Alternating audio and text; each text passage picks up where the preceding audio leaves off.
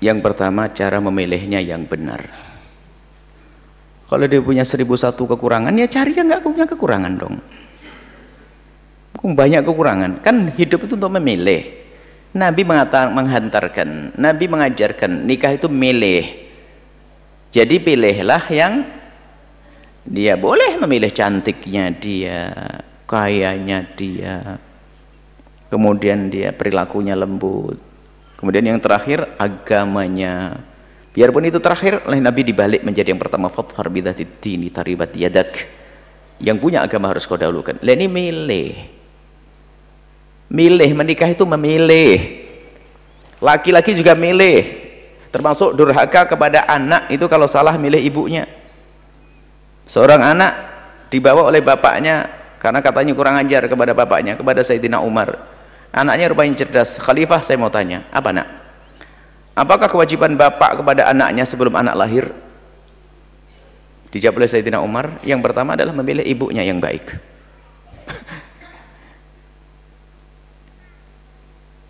Bapak saya tidak pernah memilihkan ibu yang baik untuk saya. Asal perempuan dinikahi. Yang kedua adalah mengajarkan Al-Quran. Yang ketiga memberi nama yang baik. Namaku pun pahit namanya. Nama pahit, nama tidak baik. Jadi memilih itu penting. Nah, kalau sudah memilih, yang repot itu tidak memilih, telanjur cinta. Kalau sudah telanjur cinta, gula Jawa rasa coklat. Ya orang bahlul, gula Jawa rasa coklat. Gula Jawa ya gula Jawa. Bahkan dulu pernah ada kotoran kucing rasa coklat. Aneh banget ini. Ini kalau sudah jatuh cinta dulu nggak bisa memilih. Itulah yang repot menyelesaikan urusannya. Tapi kalau Anda normal, hati Anda kosong, saya melihat dia adalah wanita yang baik, solehah. Ada kekurangannya. Kekurangannya akan dipertimbangkan. Kekurangannya apa?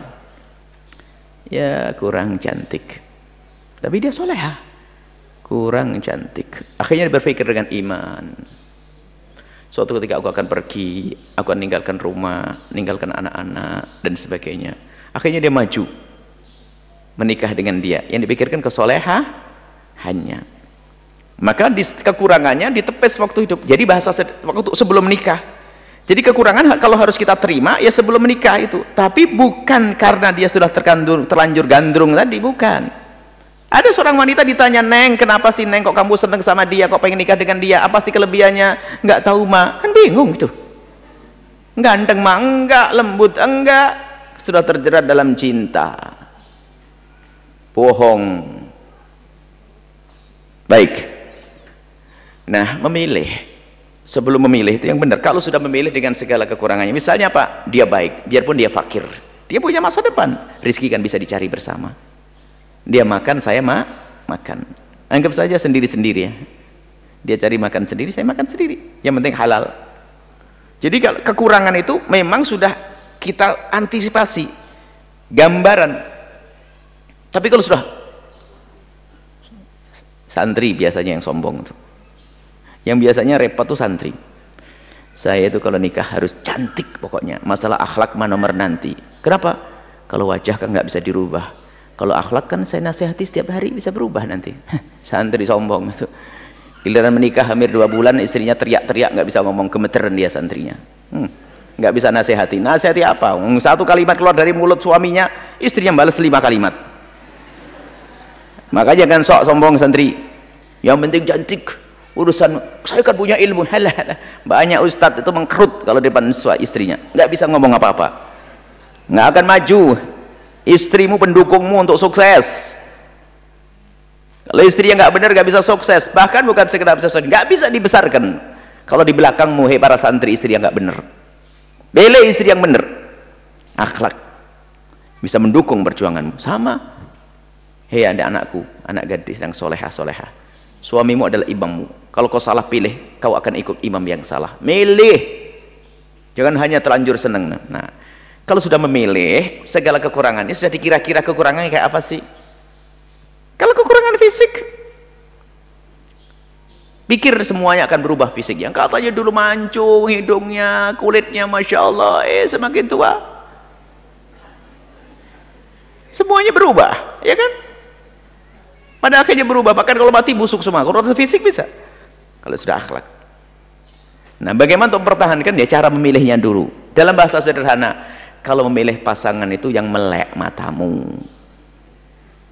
Kalau sudah menjadi pasanganmu, pandanglah. Jadi kalau mau memilih pasangan, pandanglah calonmu itu dengan mata melek, bener milih. Kalau sudah menjadi pasanganmu, pandanglah pasanganmu dengan mata remang-remang.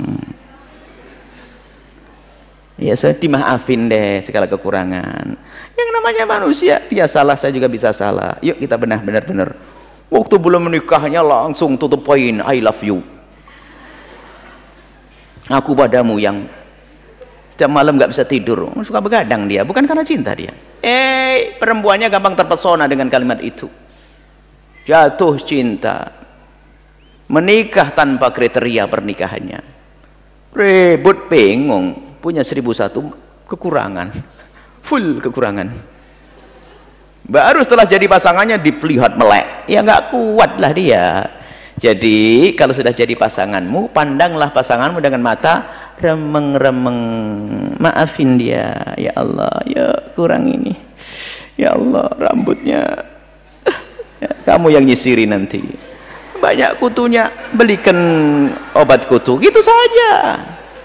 Jangan dulunya kamunya asal pilih, baru kalau sudah jadi milikmu ada tanggung jawab di hadapan Allah. Kurangi. Baik, itu saja ya, kami menghimbau kepada cara memilih yang benar. Banyak orang yang punya bakat ilmu, seorang laki-laki, tapi di belakangnya istri yang tidak mendukung, nggak bisa dibesarkan, repot, nggak bisa dibesarkan. Apa karena wataknya, hasabnya tidak baik, mudah ini, sehingga bikin malu ustadznya, bisa jadi. Atau pokoknya nggak mendukung, nggak bisa berjaya. Atau sebaliknya, seorang wanita yang hebat, dia cerdas waktu nyantri, luar biasa, mungkin guru yang perkirakan dia akan menjadi ustadzah yang masya Allah bermanfaat. Salah pilih pasangan, hilang. Ngerti nak? Makanya manut, nanti tak carikan pasangan, manut, carikan yang bener. Malah carikan pasangan, cari di luar sana ndak karu-karuan. Orang luar kalau masuk dalam wilayah nanti kemuliaan dulu bang, baru cari pasanganmu. Apakah orang luar gak ada yang baik? Banyak yang baik, tapi harus kenal dulu dong, kita tahu keadaannya seperti apa. Sudah ya, insya Allah. Jadi pandanglah, yang bertanya, pandanglah pasanganmu dengan mata remeng-remeng, nanti bisa abadi hidupmu. Jangan selalu mencari-cari kesalahannya. Kalau kamu mencari kesalahannya, pasti bersalah, ada kesalahannya, karena kamu menikah dengan manusia, bukan malaikat. Kalau kamu, semuanya yang mau menikah, jika kamu ingin menikah dengan orang yang tidak pernah punya kekurangan dan tidak pernah punya kesalahan, sampai mati kau tidak akan menikah. Selesai. Tinggal bagaimana kekurangan itu, yuk kita sempurnakan. Kekurangan pasanganku, yang menyempurnakan adalah aku. Nah, itulah hidup kan saling melengkapi. Kekuranganku dilengkapi oleh pasanganku, sempurna.